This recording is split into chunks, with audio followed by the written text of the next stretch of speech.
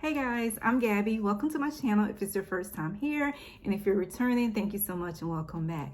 So guys, in today's video, we're going to talk about preparing for the visa interview at the embassy. Now, in my previous video, when I was telling y'all guys that we finally got our interview date, I did briefly go over the things that you need to do to prepare. We talked about preparing for the medical exam and the things you would need. Now we're going to talk kind of about preparing for the actual interview. So let's just jump right in it. So like I said before, one of the first things that you will do after you get your interview appointment letter is go and get your medical exam. There are some documents that I talked about in a previous video. I'll link it above that you'll need to take with you to the medical exam. We kind of discussed that. Same idea when it comes to the interview. There are specific documents that you will need to take. Some of these documents, they're going to require their originals for those documents that you will need to take with you to the interview. So what I'm doing now is I'm already getting my docs together. I already started, like, I'm organizing them and getting them ready.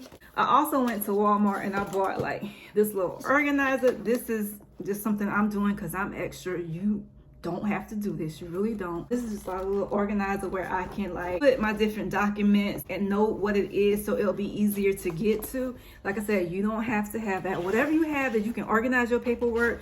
If you have something like this, you can use that to store your paperwork, to transport it to the embassy. You just have a manila folder, that's fine too.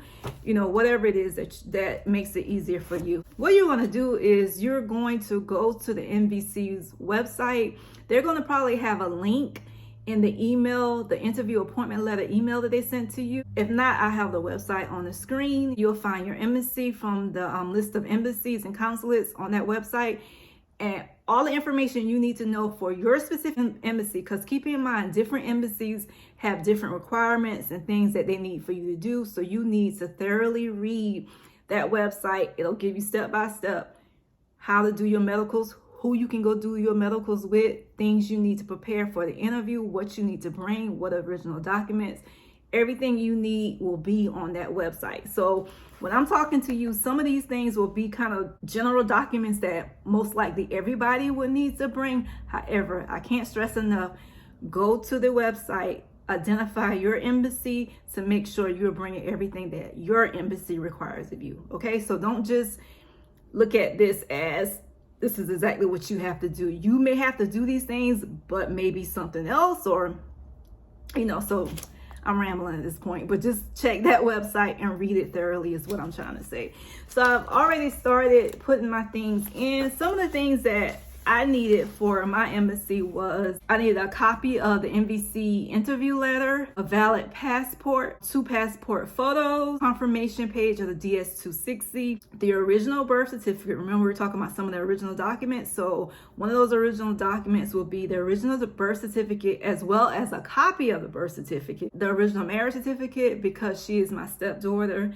And some other things that we will need because it's a family-based visa would be, we need to have the form I-864 uploaded to the SEAT website. You should have done that prior to getting documentarily qualified, but for some reason, if you did not, now is the opportunity to go ahead and upload that to the system. Also, we'll need copies of our W-2s and our tax transcripts or tax returns as well. Then we'll need proof of the petitioner's U.S. citizenship, which is typically passport. So that's what we'll be sending.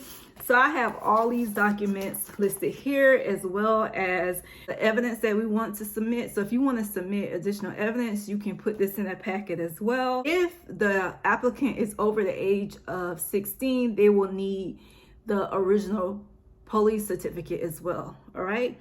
So let's see. So yeah, I have everything here, and I'm going to transfer these into this binder. If you're just going to use like a manila folder or something like that, what I found helpful was getting these little sticky notes and just putting on there what it is. Like this one says, this one is for the interview letter. This one says DS-260. That's why DS-260 confirmation form. So I just got like sticky notes on the documents. I have, you know, whether it be the passport, birth certificates, marriage certificates, whatever it is, I'm identifying each document just so it'll make it easier to get to said document you know, so just to keep you organized. That's just a little tip that you can do, that you can use.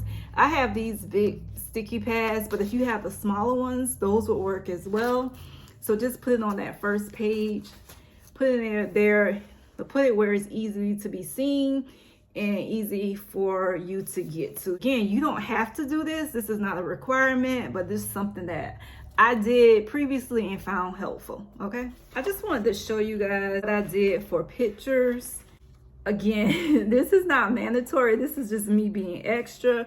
But like, for instance, your evidence needs to tell a story. So the way that I put my pictures together, each of them tell a story. I'm starting from when she was a baby up until now. So all these pictures reference her with her dad, and I from her being a baby up into the present time, like pivotal moments with family, moments with her dad, stuff going on with her schooling and things like that. Just letting them know that there is an ongoing relationship that they have. Her father's in her life, is active in her life.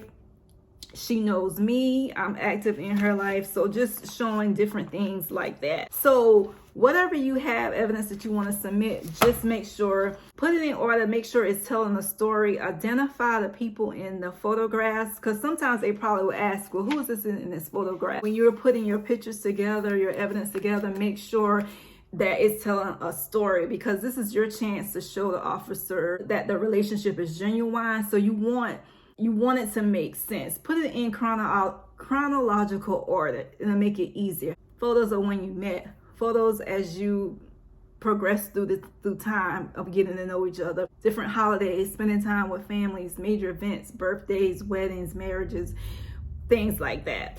So on top, the very first thing I have on top is the interview appointment letter. I have that, and then the next one I have is the DS-260. Then I have passports, then the birth certificates and things like that. Yeah, so we'll put them in the binder, so it'll be easier for him to take it out when necessary to present it to the officer. Also, when you're going on that website, the website is going to give you information as far as the do's and don'ts at the embassy, who can come to the embassy, who cannot come, what you can and cannot bring into the embassy. They'll also tell you what will happen after the interview, what the officer would do.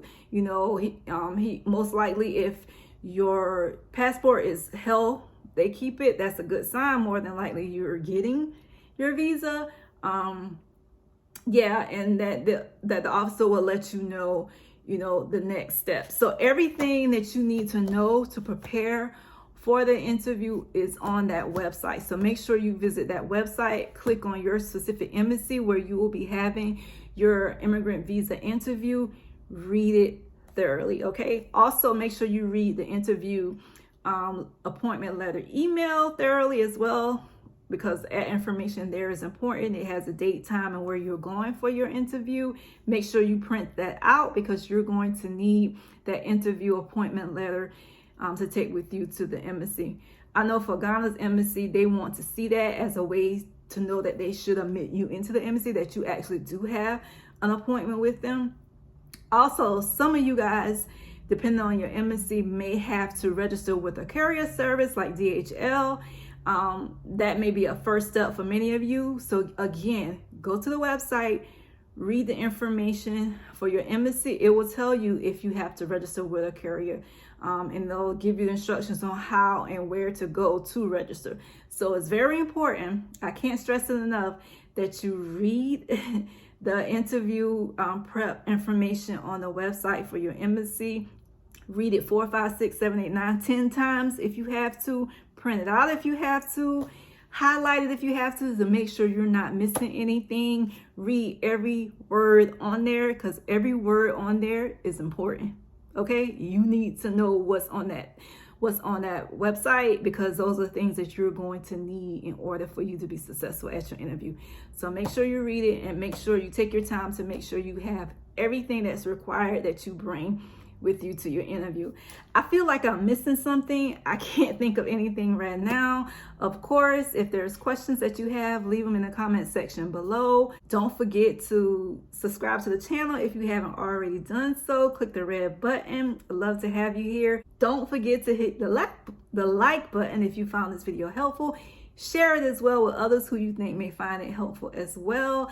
I thank you so much for taking time out to watch this video, and I look forward to seeing you guys in the next one. Until then, take care, and I will talk to you guys later. Bye.